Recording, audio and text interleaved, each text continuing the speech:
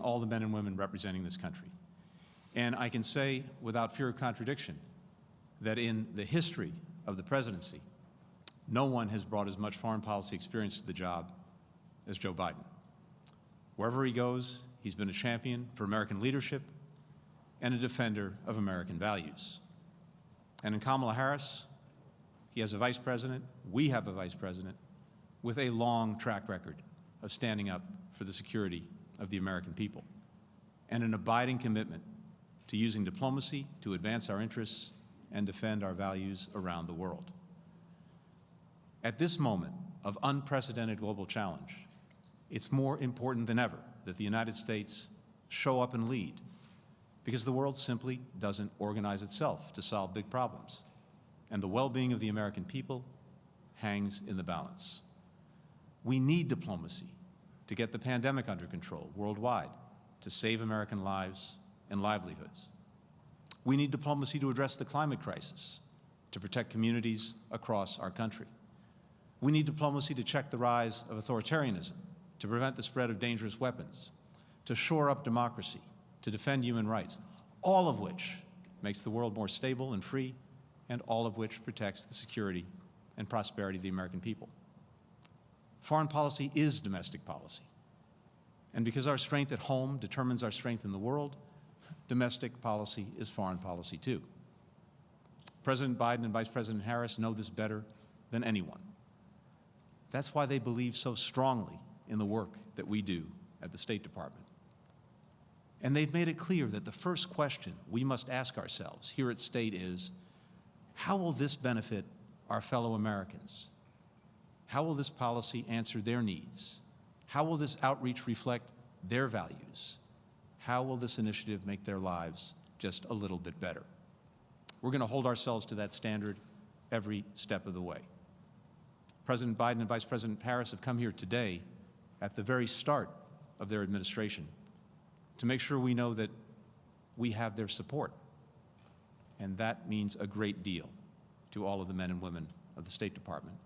We will do our best, Mr. President, Madam Vice President, to make you proud. And with that, it is my pleasure to introduce the President of the United States, Joe Biden.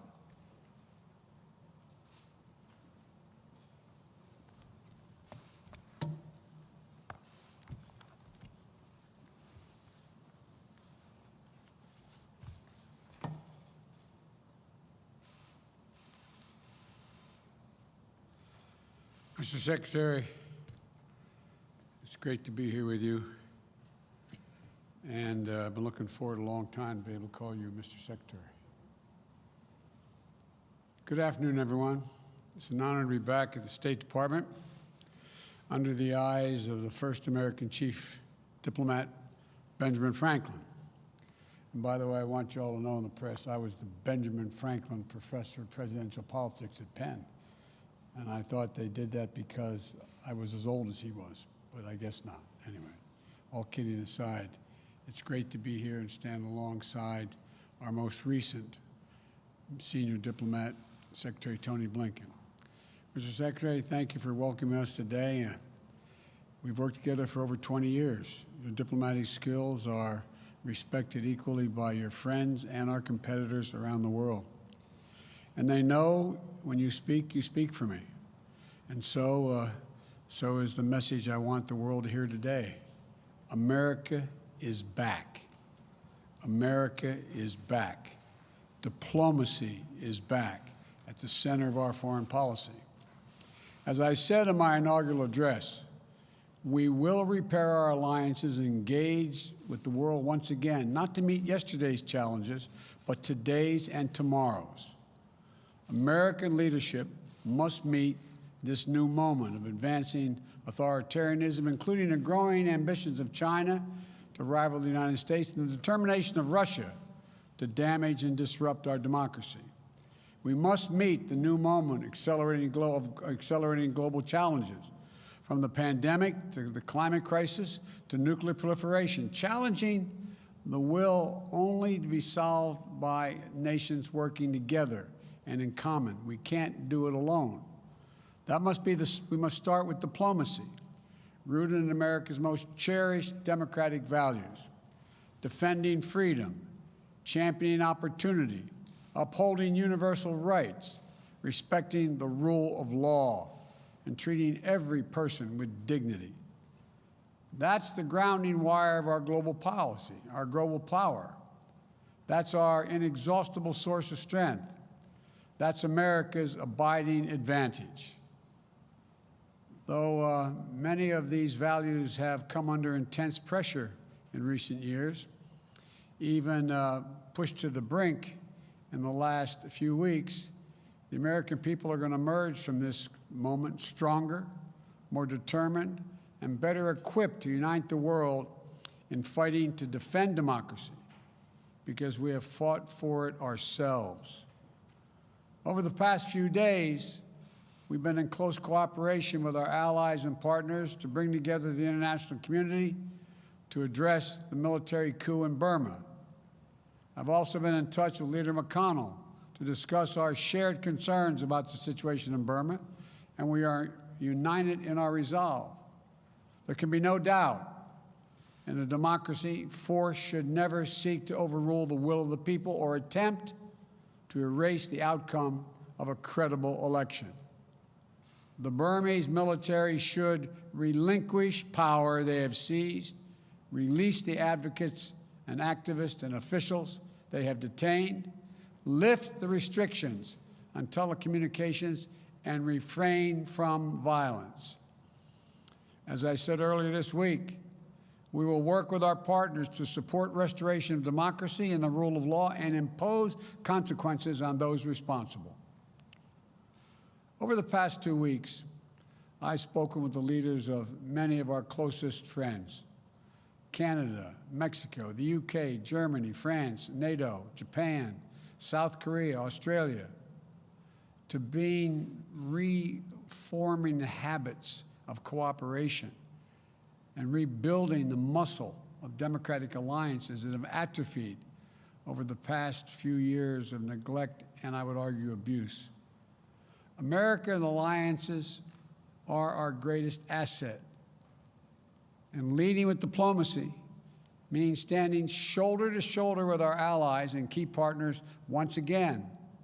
By leading with diplomacy, we must also mean engaging our adversaries and our competitors diplomatically, where it's in our interest, and advance the security of the American people. That's why yesterday the United States and Russia agreed to extend the New START treaty for 5 years to preserve the only remaining treaty between our countries safeguarding nuclear stability. At the same time, I made it clear to President Putin, in a manner very different from my predecessor, that the days of the United States rolling over in the face of Russia's aggressive actions, interfering with our elections, cyber attacks, poisoning its citizens, are over.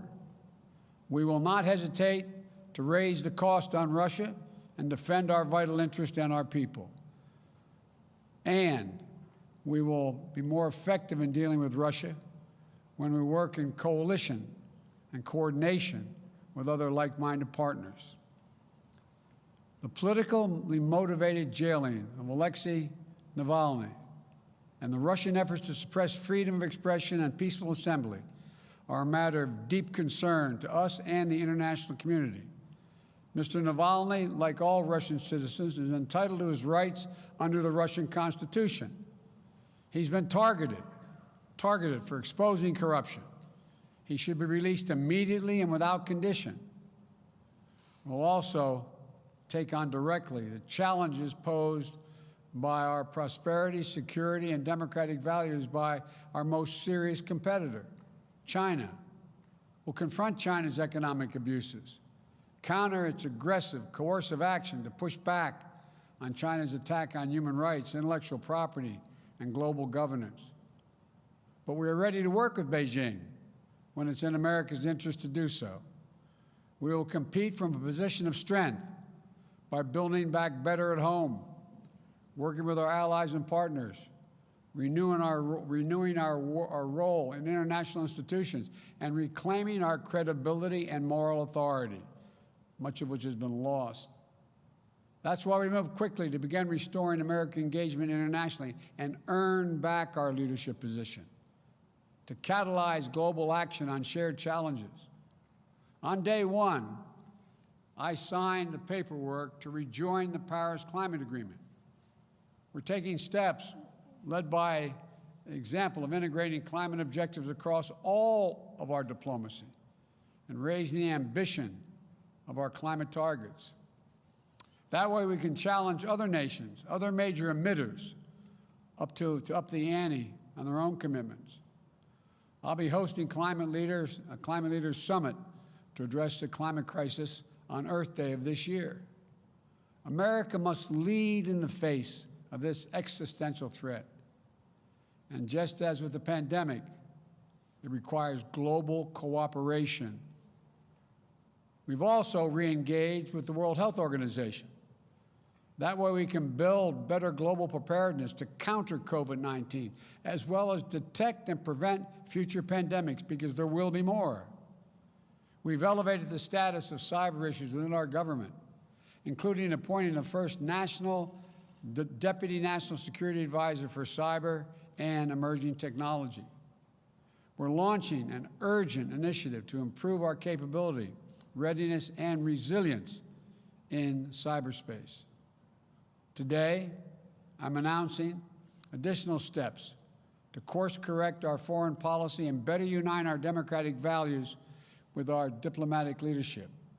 To begin, Defense Secretary Austin will be leading a global posture review of our forces so that our military footprint is appropriately aligned with our foreign policy and national security priorities.